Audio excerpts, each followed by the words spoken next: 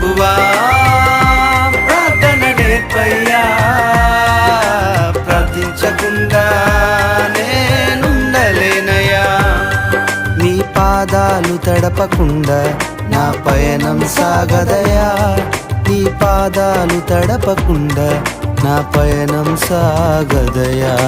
ప్రార్థన వలనే పయనము, ప్రార్థనే ప్రకారము, ప్రార్థనే ప్రాధాన్యము, ప్రార్థన లేనిదే పరాజయం.